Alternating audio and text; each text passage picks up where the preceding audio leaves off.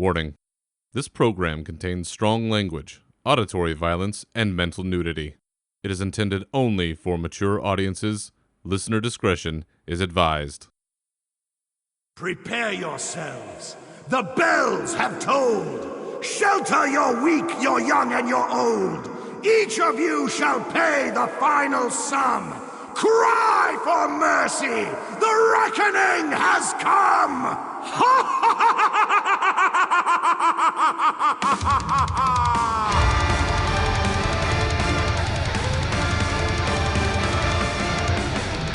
Welcome to your uncensored home for World of Warcraft news and opinions.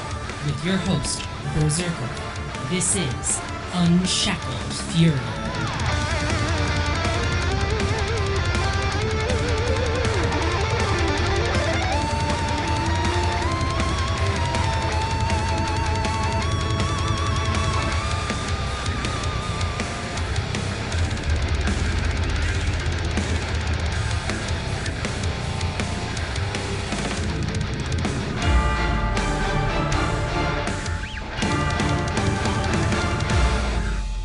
Happy Hallows End, everybody, and welcome to a very rainy edition of your uncensored home for World of Warcraft news and opinions, Unshackled Fury. I'm your host, Berserker. This is episode 98, and today we're breaking down the greatest hits of the coming patch, speculating on the next one, and updating you on where we are with the latest in Activision Blizzard legal drama. But first, I have a fun little project to, I guess, unofficially announce, because it's not really my project to fully announce, but I've been given permission to say something about this anyway.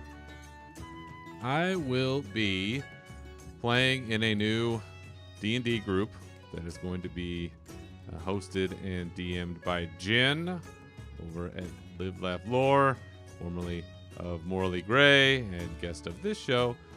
This will be a new group that he's starting up with a few folks, and I don't want to give away the full announcement, but I just want to say that I am going to be a part of that. And if you are interested in seeing my dumb face on a Twitch stream playing D&D with a bunch of other really cool folks from the Warcraft community, then you're going to want to check out Jin's Joint.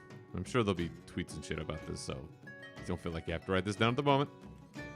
Jin's Joint, Saturday, November 20th, at 3 p.m. Pacific Standard Time. You will see me playing a Vengeance Paladin by the name of Therian Nightbreaker. And we just had our session 0 yesterday, so that was fun, getting to meet everybody for some for the first time, some folks I know. But that should be fun, as D&D is all the rage these days, and it's pretty fucking funny growing up in the era that I did, where, God, you never admitted to playing RPGs or tabletop RPGs or any of that kind of stuff, because you would get teased mercilessly. And I don't know if it's that well received still in the, let's say, younger ranks of society, as my son has pointed out to me, but it has definitely reached a height that I never thought possible. So that's the deal. New D&D group that I'll be part of Saturday, November 20th at 3 p.m. So please come check it out. And in the meantime, I do have a horrendous rainstorm right outside my window happening here. So if you happen to hear any of that in the background, listen, California needs the rain. I don't know if we need this much all at once, but beggars can't be choosers. I'm pretty sure. So this week, lots to talk about. Obviously, there's a big announcement that got made. I was going to have a very curmudgeonly rage section of the show this week about perhaps a certain other super well-known D&D group and the heightened level of gushing that happens over everything with this particular program. But you know what? Fuck it. Let people have their fun. Even if they may be a little annoying. We all need something as an escape these days to help us get through these times. So I don't want to shit on these people. So we're just going to go ahead, bypass all of that, and jump into our news because we have a whole lot to talk about. So let's go.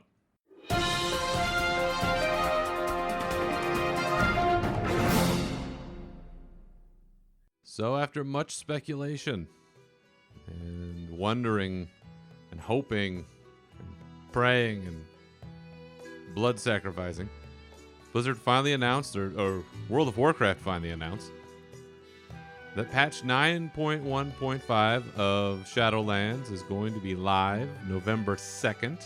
So we're not talking more than about a week, a little more than a week away here at this point by the time you hear this episode. So that's fantastic news. In a very, I don't know, tongue-in-cheek sort of announcement, the Warcraft team tweeted out this short video, pulling up people's tweets about when is it going to be released, what's going on, what's happening, and then they gave us the date, and they said, thanks for your patience, and hit the Warcraft logo and bounced. So this felt to me like probably the most self-aware tweet or announcement I've ever seen from this franchise, where typically it's pretty, for lack of a better term, corporate, right? They put out the post and they put out the thing, and it's all like, here's what it is. But with everything that's gone on, everything that's going on, everything that's going to continue to go on, this felt very self-referential in a way that I certainly appreciated. I think a few of you out there might as well. But the way in which they acknowledge that not only are we just waiting for content and waiting a super long time for it, but we're waiting also just kind of for good news, because it's been a hell of a difficult run recently.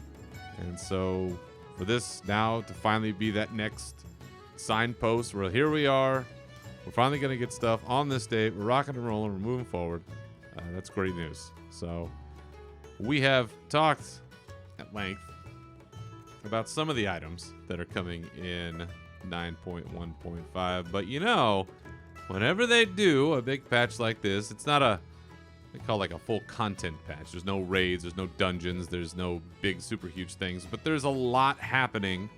They do put out the gargantuan post with a good number of the changes coming. It's not all of them. There's always the undocumented changes or some of the other things, but you know, because I love you, my dear reader, listener, follower, so much that I've gone through these and culled the greatest hits of these patch notes, so you can dive in and have I think a good idea of what's happening. Now, if you want to go through and read all of them, I always encourage folks to do that, because specifically class-related changes, I'm not going to go through all those. Not really going to go through this at all.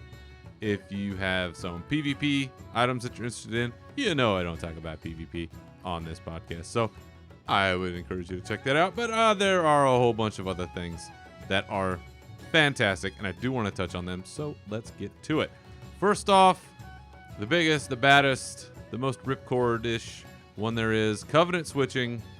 It's here. Finally here at last, and I weep for anybody that's being forced to bounce from one to the next, because they have to do that for reasons. But I think for the rest of us, this is going to be a great opportunity to see all the other stuff that we may not have seen yet and may have missed out on, because either we were holding off on alts, maybe we just didn't get through other stuff that we wanted to get through. Now we're going to have that opportunity. So like somebody like myself, and I understand I am the rarity in this exception, that one warrior that I've carried through for all these years and have a bunch of languishing alts. Maybe they'll see the light of day now after this patch, but that one warrior now has the opportunity to go bang, bang, bang, bounce around, get some transmog, all kinds of fun stuff. So there are a few requirements.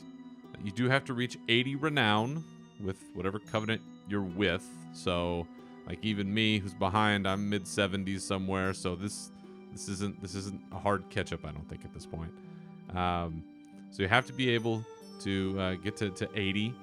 You don't actually have to finish the campaign for the Covenant campaign to reach 80, which, with all of the catch-up mechanics that they have, I think that's a great change.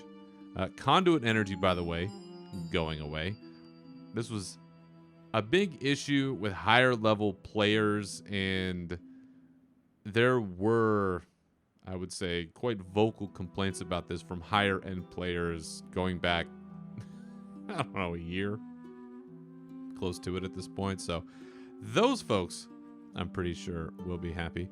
But one of the big things coming out of the Covenant swapping is that, let's say, as I mentioned before, you go over to another Covenant. There's some badass transmog that you want to grab.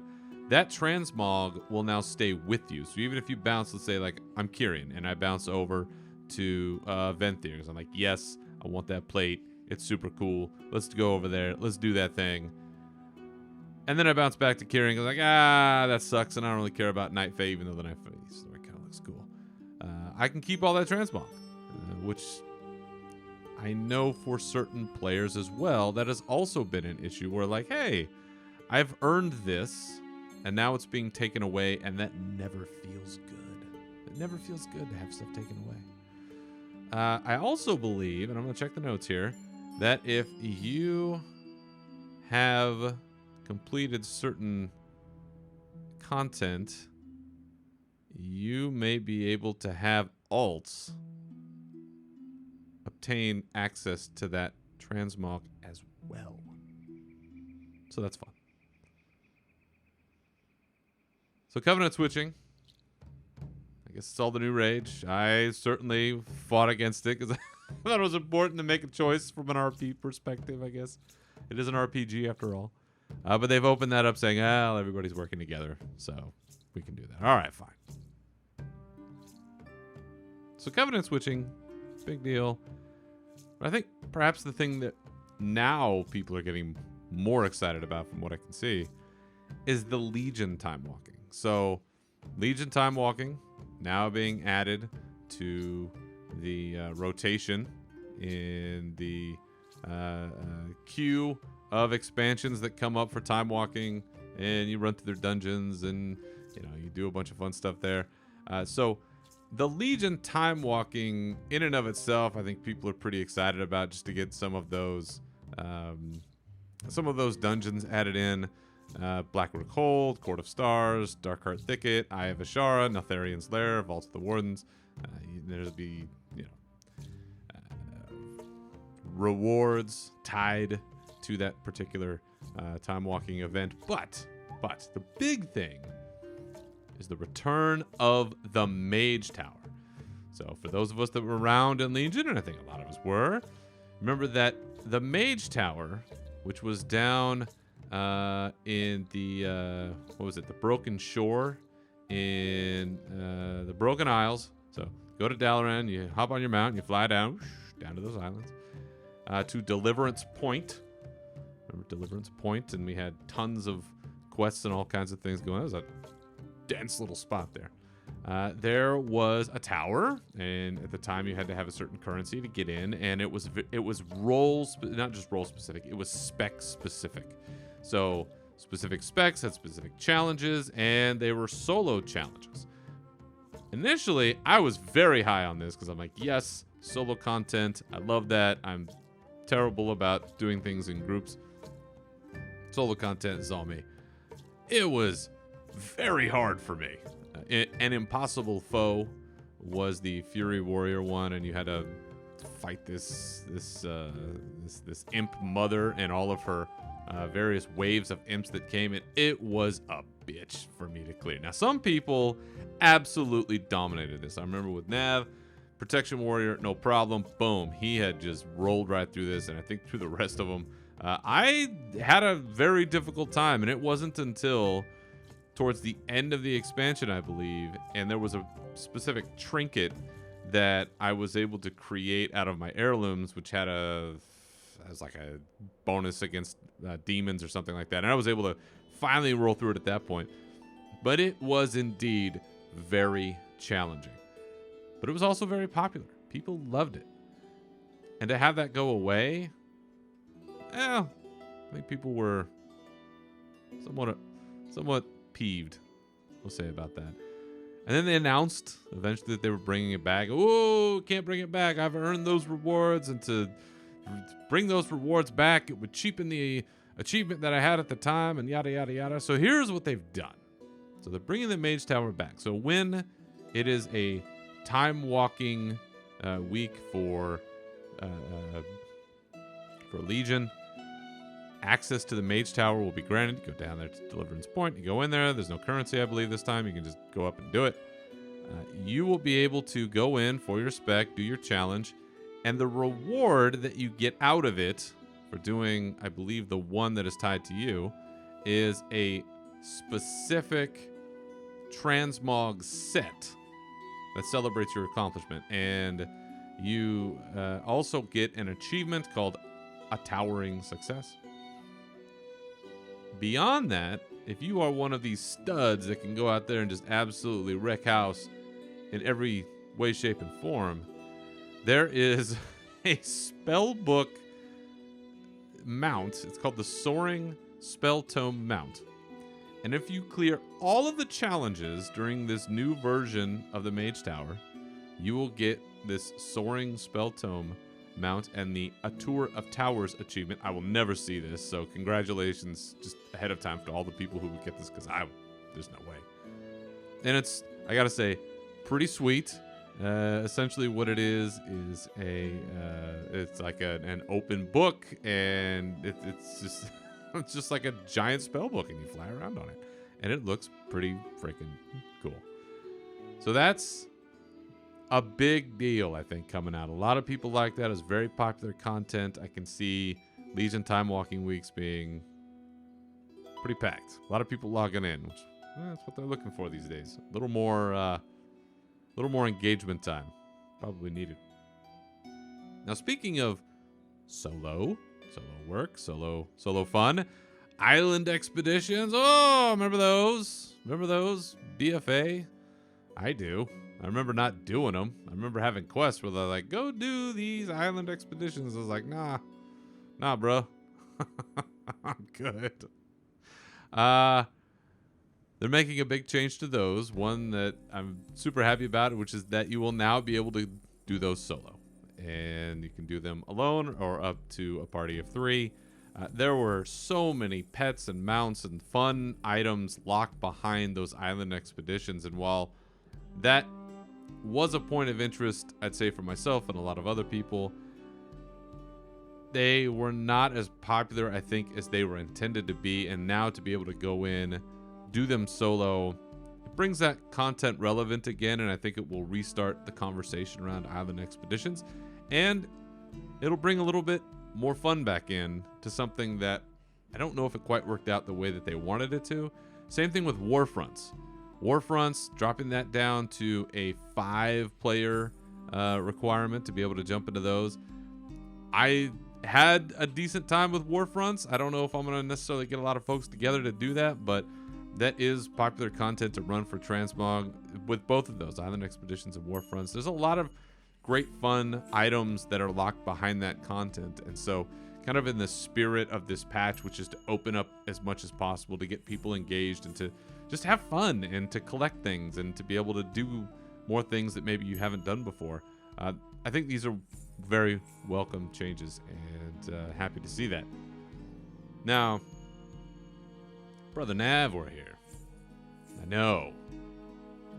One of the big things, maybe one of the last things we ever talked about, was being able to skip the mall.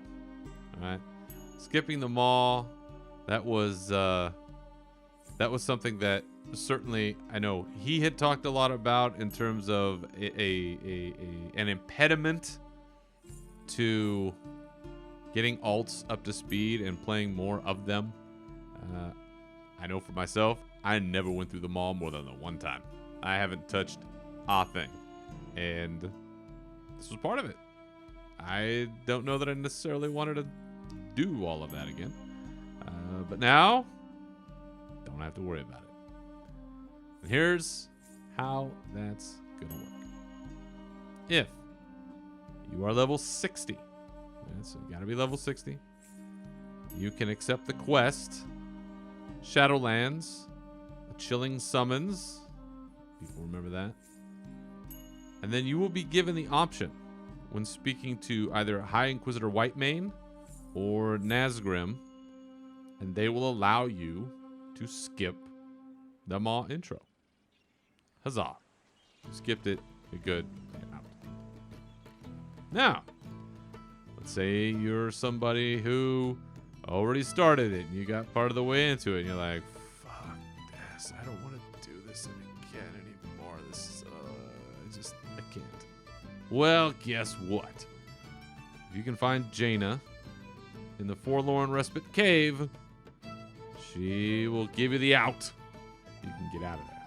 You can skip the rest of that. Again, getting people up to speed faster, getting people in the game, getting engaged with content at a more rapid pace and not making people feel like they have to slog through shit that they don't want to do. There we go. Let's make it happen. Skip that Maw. Also in the Maw, more specifically Korthia. Something that anybody who's raided so far, I think, has experienced is the lack of travel points in the Maw, and trying to get around has been a pain in the ass. So they are going to be adding more fast travel options from Venari's Refuge to Perdition Hold and Desmataran within the Maw. And I don't know if I said that right, but that's how I'm going to say it. I'm just going to keep running with it. So for me, for a lot of other people too, being able to get around without... You know what I've been doing? Basically, it's been like a NASCAR kind of mentality where I just need somebody that I can just sit behind, and I'll just draft in their current basically, and they can aggro everybody from here to Kingdom Come, and I'll just kind of hang back, right on that bumper and just hit the draft, and just hopefully they can pull me through while maybe they get whacked on, and I'll keep that heroic leap handy, so if I got to bounce, boom, try to get out of there. But there have been plenty of times trying to get in a raid where I am limping, like one leg is off, the other leg is bloodied. I got 3 axes in my back, and I got another guy coming, and I'm just barely falling into the entrance portal into the raid. That's been just a brutal run. So happy to see more travel points there. Also, Anima. Anima's still around. Anima's still a thing. We still got to unload it from time to time. And, sometimes you don't always want to have to go back to your Covenant to be like, oh, here's all my Anima. There you go, boys. Take it off my hands. Well, now we don't have to go that far, because completing quests from Archivist Rosur will provide access to an Anima Diverter. We can just remotely dump all our Anima there. And I think where that's most handy, and as has been pointed out by a few folks, is that bag space is typically at a premium when you're in this game, just period. Anima, all the sources for it, takes up a certain amount of room. With all of the opening up of all these things that are about to happen in this patch, my guess is bag space is not just at a premium, it's just none. So the ability to dump anything as quickly as possible and get back out and have some more fun, those are the quality of life improvements that we definitely need in order to keep on running. So there will be an Anima Diverter there where you can in Korthia, where we can just dump everything off and get moving. Something that we've also talked a lot about are legendaries and the way that the legendary system has worked, how we have to find recipes, how we have to run things to get the mats to craft them, and depending on certain class changes or covenant changes or tuning or whatever, those legendaries can go from top of the charts to just the absolute drizzling shits. So we got an out now, folks. Legendaries will now be fully refundable. How about that shit? Now that's something I wish they'd done a little bit sooner. But that, I think, helps with wanting to experiment a little bit more, where instead of, like, for myself, originally had the pants. I'm making these pants, the Fury pants. I was like, yeah, we got the Fury pants ready to go. And then it became the ring. I'm like, all right, I got the ring. And I still like the ring. I still like the way that plays, where I'm blade storming a bunch, and Avatar randomly pops, and Recklessness is going wild. It's fun. I like it for that reason. But there are others, plenty of others, that I'd like to try. And if you're like me, you're either hesitant to because you're like, well, I've already done the work to get one, or maybe I need to upgrade another, or the one I have, and that takes more work, and there's kind of a calculation that has to be made.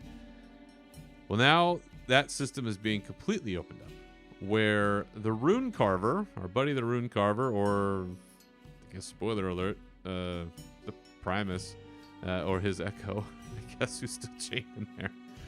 Go talk to him, and you can destroy an existing legendary, and they will give you back all of your Soul Ash and Cinders and Soul Cinders that were spent to create the item. On top of that, to sort of help, I believe, with the desire to experiment more and to open the system up more, they're increasing the drop rates of the rune carving recipes by 100% on all difficulties and all dungeons. So now, if you've been targeting one, which if you recall back at the beginning of the expansion, that was a big thing for a lot of folks, was just chain running certain dungeons and trying to get those recipe drops. This will be an easier path to that. Also probably easier for alts as they're coming up and coming through, and maybe there's legendaries that they need to acquire. But I think this is a really great change. For somebody like myself who is hesitant to make a lot of moves, and I don't have a lot of Soul Ash or Soul Cinders filling up my bags, and I have to be pretty careful about what I do with these things. It's a phenomenal change. It helps open up that system, and it creates for an opportunity for some more engaging or interesting gameplay. We're like, you know what?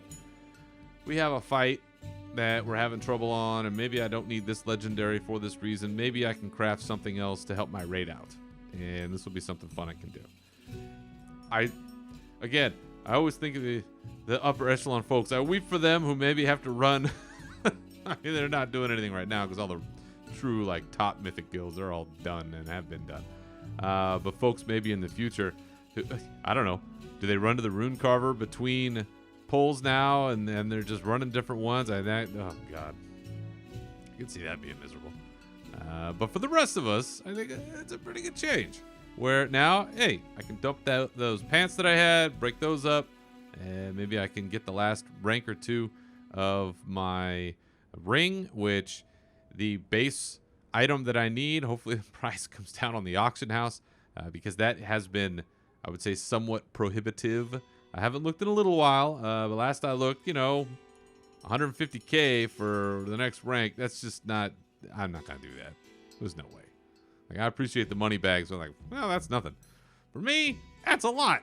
So, happy to see that change. And who knows? Who knows what fun legendaries might pull out and screw around with. And feel for my raid. They got to put up with me. They're the ones that have to deal with it. But that could be fun.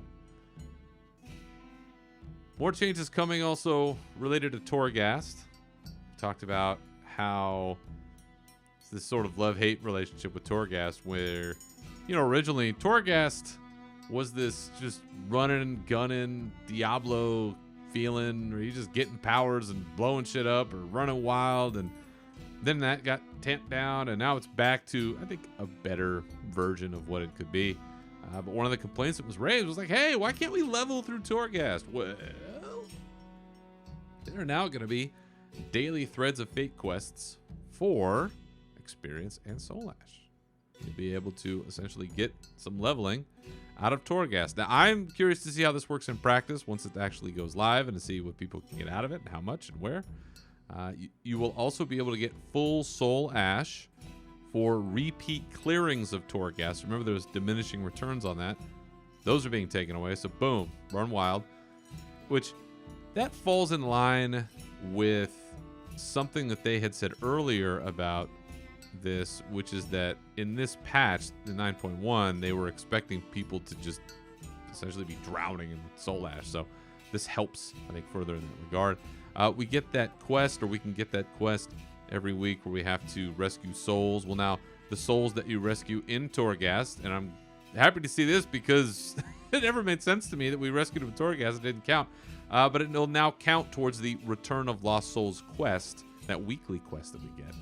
So that'll be a nice change. And they're also increasing the drops of Soul Cinders from layers 8 through 12. So for you folks that are running through there and, again, still grinding away and trying to get this material, that's, again, a welcome change to try to get people to run that content. Yeah, I'd be curious to see. It's one of the things, we never get to see out on this level is those internal numbers of, well, how many people really are running Torghast? Like, what's the percentage of people that run certain levels? And, I assume that they have those kinds of metrics and that helps them drive certain decisions. And, I mean, I would hope so. Now, right, the long lament, I would say, and if you're of the more cynical, I would say, of our base, it's... I saw a meme or a video on, I think this was RWow. It was the South Park parody where basically, they're just cutting off a chicken's head and throwing it on throwing it in a pit with things on the bottom of it telling you what to do. That the sort of random decision making. I'd like to think that there's a little bit more thought going into it than that, but sometimes these things do seem arbitrary, and we just aren't privy to the kinds of inside information, the metrics that they have. So I assume that they know how many people ran Torghast, how many people run Torghast now, what layers they run it at, how many people level alts, how high did those, what's the average level of an alt, how far do they get, how many quests they do. I'd like to think that with all of the turmoil that's happened, that they will really start to lean on those kinds of metrics and taking certain player feedback a little bit more seriously now. With this is the, kitchen sink approach. It does feel like, because there's so many changes all at once, and a lot of it is tied to requests that have been made by players since launch, which going on almost a year, folks. Almost a year in the Shadowlands. It's hard to believe. But 9.1.5 is coming essentially right before the year mark. So, long time due for some of this. Some folks are happy to see it now, right? Like the Torghast leveling. There are plenty of us that wanted that from the beginning. Like, hey, we should be getting more XP out of that because it could be fun. For some folks, it's too late. Like I've mentioned before, we've lost a lot of folks. I don't know that all of this is necessarily going to get a whole lot of people to come back, but I do think it will gain some people back in the fold. So those are kind of like the big items for me that I see going through the list of all the changes. Some of the perhaps lesser big deal ones, there are several of those. One though that I think I probably am more interested in than I should be is that you will now be able to link your transmog so other people can take a look at it and find out where certain pieces come from. That is so helpful. Like, when I read that, I was like, why haven't they done this before? It makes so much sense, because how many times have you seen somebody and you're like, wow, that's a great piece, and then you got to look them up, and then you got to, okay, let me inspect you if I can, but don't run away. And then, what's this transmog do? Okay, now I got to go on fucking Wowhead or somewhere else. Oh, what is that piece? I got to find it. No, it drops this in there, and then whatever. I remember, let's go back, way back into the before times, when I first started playing. I was in the wetlands. I was in Menethil Harbor. I was, I don't know, 20s at that point, I think, somewhere in that neighborhood, 20s, 30s. And I was waiting on the dock for the boat to go back to Kalimdor. And I saw this character in this insane armor. And I was like, what? And I whispered to them, I was like, whoa, where did you get that armor? And they said, oh, and they replied, oh, it's from, such and such a raid. Now, I don't even remember the specifics of it at this point, but I just remember looking at that going, wow, holy shit, that is amazing. Where do I get that? I didn't know anything about it. Well, it's so-and-so's armor. I can't wear that or this and that. But just the whole concept of it was amazing. So now all of these years later, to have a system now being built in where you can pull up somebody's transmog and go, oh, this is where it drops from, this is what it is. I think that is a phenomenal change. And I'm I don't know if WoW is happy about that business. Maybe it is. I don't know. Maybe they don't care. But I think it's a great change. It's, it's not a super important change that's earth-shattering or anything like that. But, transmog has always been near and dear to my heart as long as we've been able to do it, especially as a Fury Warrior who's, whether it still exists technically or not, has been Titan's Grip, all these years. Being able to transmog 2 giant weapons, 2 big axes, 2 big swords, whatever. That's super fun, especially with weapons, right? I think weapons, shoulders and weapons, right? Maybe that's like the 2 biggest things in Warcraft. And to be able to look at like, whoa, shit, look at that giant weapon. Where did you get that from? To be able to pull that up. That's pretty sweet. Along with customization options, Lightforged Draenei are going to be getting some new options. I was taking a look at that. And some pretty gnarly tattoo action going on. It looks pretty sweet. I got to say that the creativity here, and I think, so let's start with this. Lightforged Draenei, they're getting some extra stuff. Void Elf Ears, they're getting some extra things. Druids are getting additional travel forms, and Night Fae folk are getting more soul shapes. All of these things to me feel like not response to player feedback type items. This to me feels like devs having fun. For me, I think that is an element that is so important and perhaps underappreciated about Warcraft is, sure, there are responses to player feedback where, hey, we'd really like this or we'd really like this or whatever, and then I think in certain circumstances they try to do their best to accommodate. But you can tell when it's the people making the game that are having a really good time working on something and they have so many extra ideas or thoughts or concepts that they spend the time to work on them and put them in a game and do all these things.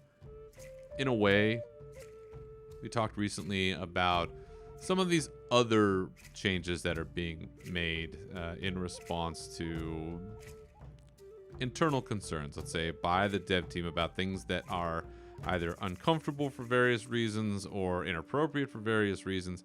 And, they're spending their own time to do different art assets or whatever.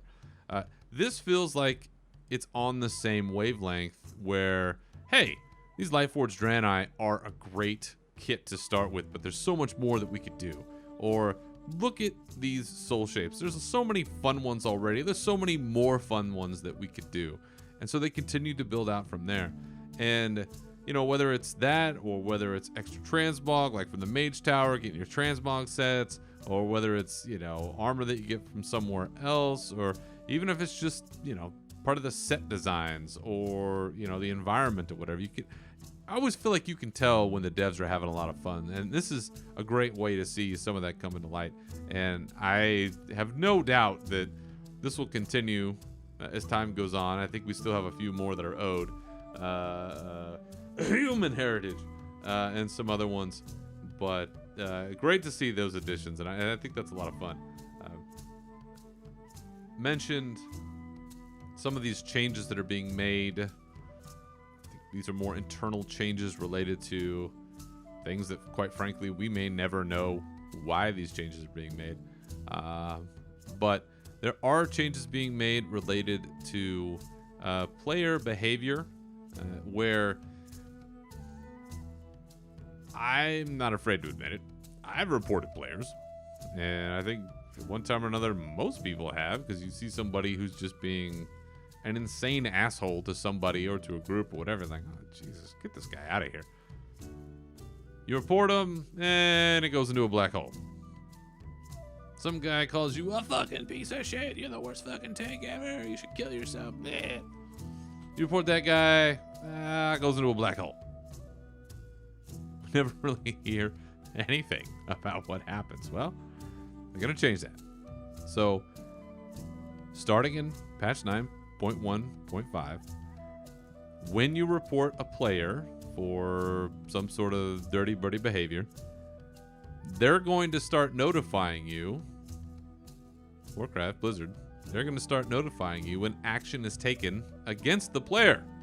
So, I don't know what kind of action that is. Who knows what the timetable looks like for that. There's a whole bunch of specifics that are left out, but it's certainly better than what it's been before. Also, when you're the one that's being reported, and I like the way they put this here, when we notice that your behavior has moderately changed for the worse, that is such a polite way to say, when you're acting like a dick, we will send you a warning message so that you can modify your behavior before receiving a penalty. So, a warning system in place. Okay, I think that's fine. Sometimes people have bad days. Listen, we all have them, all right? Something happens, like, oh, I shouldn't have done that. And they're like, hey, yeah, you shouldn't have done that. Just don't do it again. You go, okay, cool. And then you never do it again and everything's fine. Great. Now, that's a good step. And one step further is that if you're being like a super insane asshole, then they're just going to start taking action. There is no warning. So, again, do we know what that looks like? No, we don't. Do we know how in-depth that is? No, we don't. Do we know what the timeline is? No, we don't. There's a lot of sort of enforcement side of things of this that we just don't know. And okay, well, but it's a good start, right? You're being notified if that bad behaving player is being reprimanded in some way. And also you're getting a chance if you screw up, and not too bad, but if it's too bad, you're gone. Another change related to this that I saw a lot of people being pretty happy about is that if you ignore somebody, that now blocks all characters on their account. So they can't just make another account and keep harassing you, which is a lot of what this is about, is player harassment. It's something that Warcraft fairly has received a lot of criticism for, is that there hasn't been a lot of enforcement in keeping players safe in that regard. As the father of a young child, it is something that I think about. I mean, you can call me whatever you want. I've never reported anybody for saying anything to me. I've reported for people going after other folks, and that is something that continues, and something that it's nice to see that there are certain items being added in to address that. But we'll see how that works out, right? Every time they announce something like this, people are like, hey, that's good. We'll start weeding out the baddies. And then you come to find out, well, they weren't really doing it. So we'll see. We'll see how that plays out, but good first steps. A couple of other last-minute items here, just random things I noticed in the notes that I was unreasonably excited for. They are adding a new icon for the backpack. The default backpack is getting a new icon. Boy, that doesn't wind you up. I don't know what does. That alone, I'm sure, deserves at least a couple of angry posts. They're also changing the transmog cursor icon, and you can also change the size of your icons or your cursors now. Which, why not? You want a big giant one that takes the whole screen? Let's do it. But perhaps the biggest of these sort of random things that got added, they're adding weather effects to Stormwind and Orgrimmar. Now, as somebody who's played a lot of Cyberpunk, for all its faults, the weather and being in that environment, it adds to this level of immersion that has more impact than I think you really realize until you're in it. And so for something that is a perpetual living place like Warcraft is, adding those weather effects to major cities, it adds a level of immersion and fun that I don't think you realize it until you have it. You're like, this is actually really cool. It's a technical achievement, so that's to be applauded.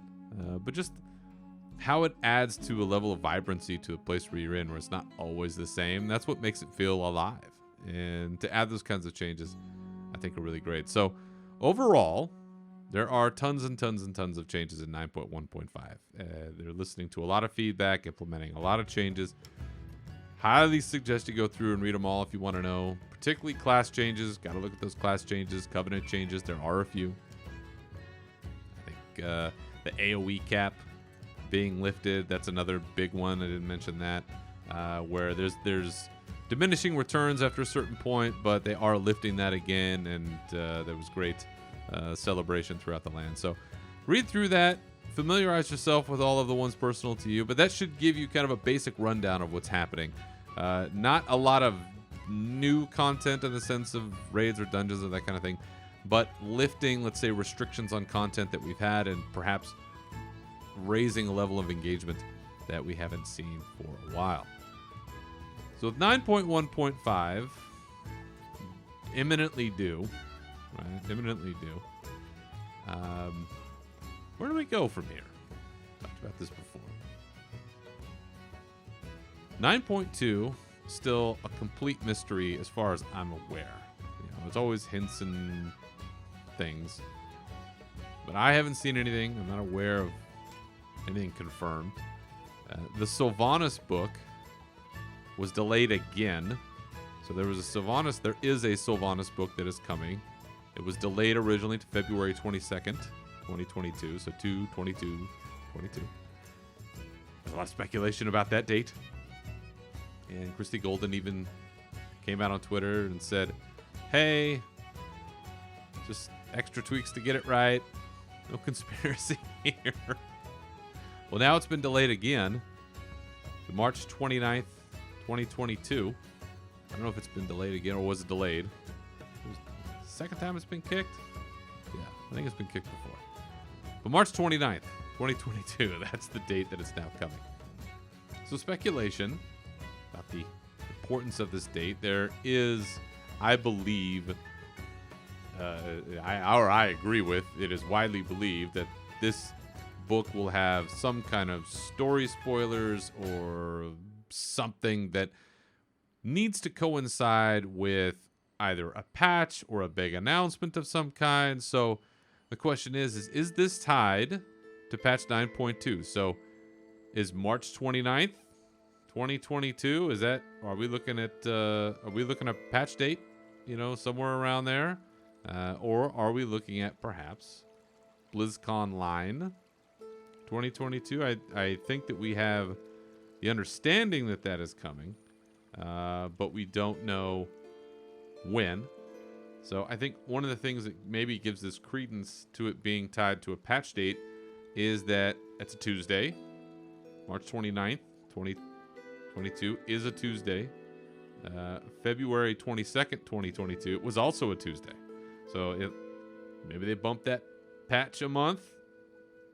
It would make a lot of sense to me to be able to do that. But once that book comes out, I have a feeling we'll know a little bit more about Sylvanas, who's currently in the custody of, I guess, everyone. Everyone's working together these days, but our boy Bolvar, he's got her under lock and key. And where do we go? Well, pretty sure that Zovaal, the jailer, and Anduin took off through that crazy ass portal through to the Sepulchre.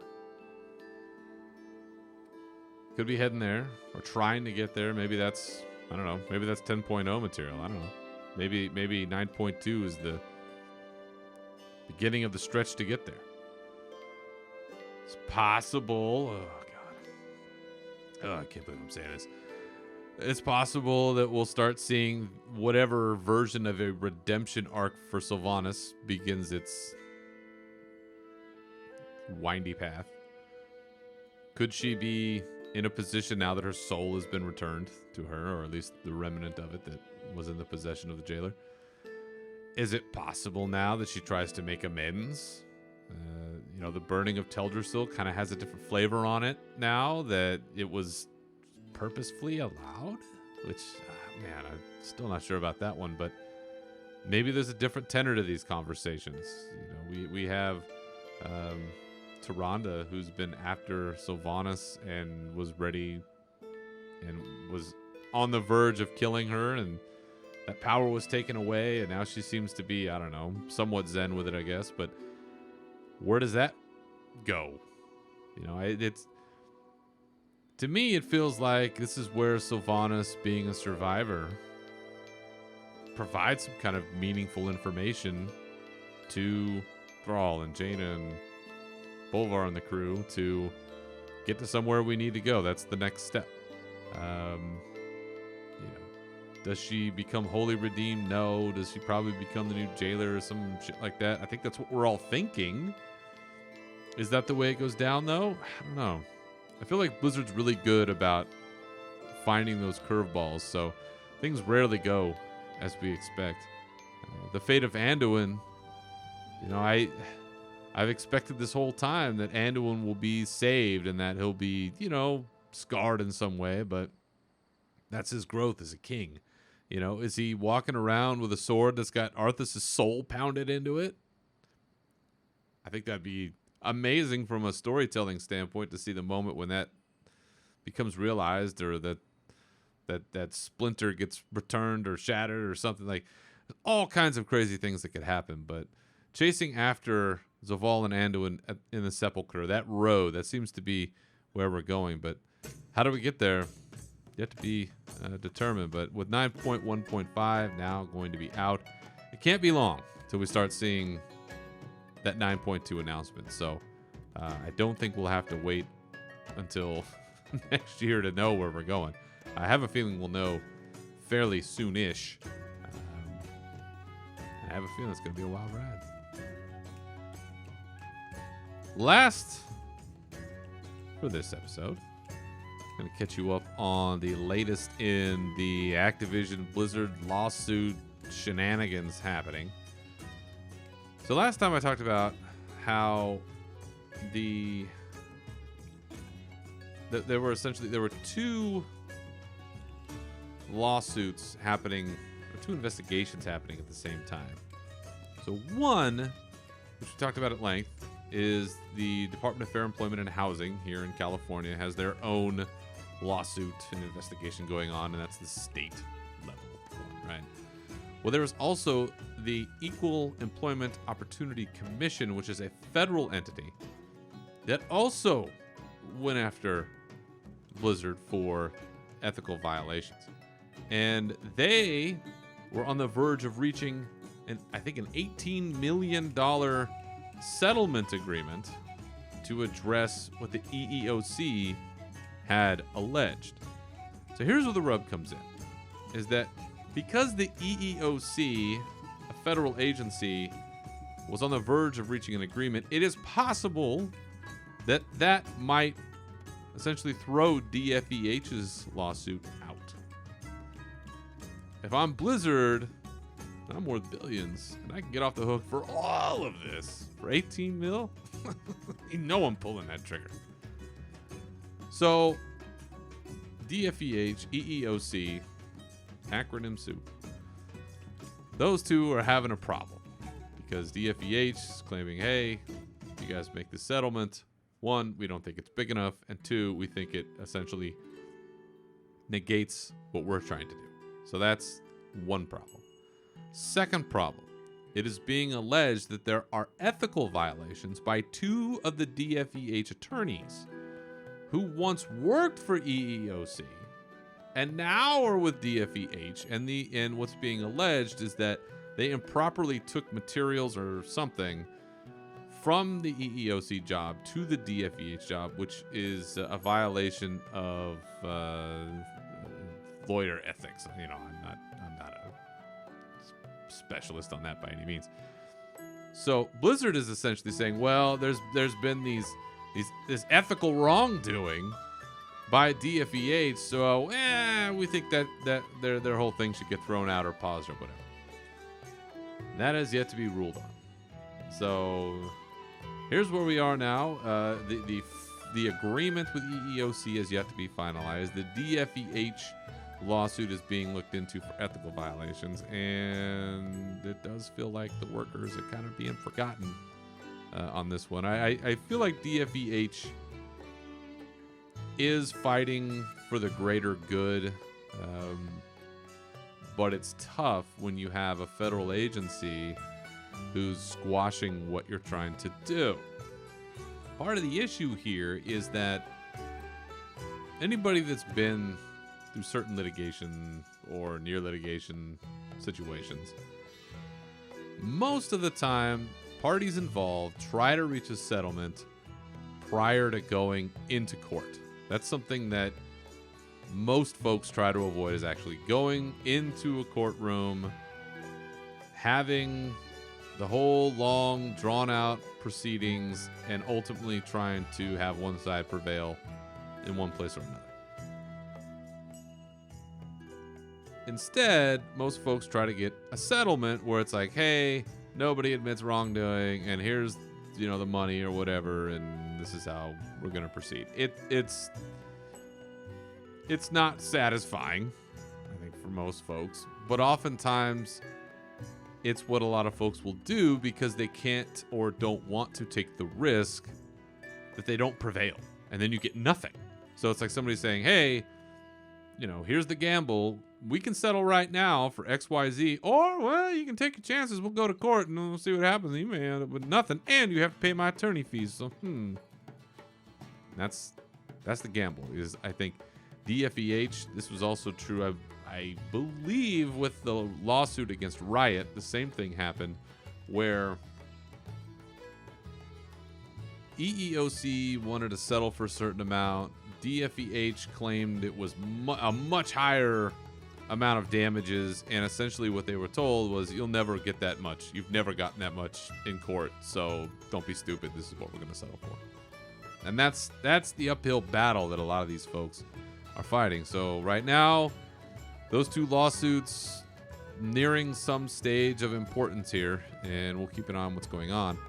In related news, our old friend Fran Townsend sent out a company-wide email, apparently, saying that they had taken action against 20 employees, and that 20 other employees have exited, quote-unquote, the company over bad behavior. Oh boy, that landed like a wet fart, and I don't know that anybody was really persuaded by this person that we all know is terrible based on recent behavior, not just past behavior, which could be argued, but recent behavior. So I don't know how much weight that carries. And a lot of this information that I pulled from was in a Washington Post article, which at the end has a quote from an anonymous Blizzard employee, which I think kind of sums up where we are right now. Is, it seems in the big legal battles that are going on, the most important thing about them is being forgotten. The people who were wrong. It feels incredibly bad all over. So, still some meat left on that bone. And most lawsuits like these don't resolve quickly. As we've seen, there'll be more to come. It's just, it's like an onion. Maybe like an artichoke. I don't know. Pick your vegetable. But one of those things. And the layers will keep coming. We'll keep covering it here and figuring it out. But in the meantime, support those good folks that are doing the good work. Past 9.1.5 is here as proof of that good work. So get out there, log in, see what's fun, and I guess we'll keep our eyes open for what's coming next on the horizon. All right. Well, that'll do it for this episode. Thank you so much for listening. And remember, you can always follow me and this show on Twitter at Berserker Rage and Unshackled_Fury. And you can join our Discord, links for which are in the profile of the show on Twitter and in the Warcraft Radio directory. Feel free to contact the show with your questions, comments, or otherwise by going to unshackledfury.com. And you can find this show wherever you get your podcasts. So once again, thank you for listening. Remember to keep your swords wet and your banners high. And we'll see you next time. Farewell.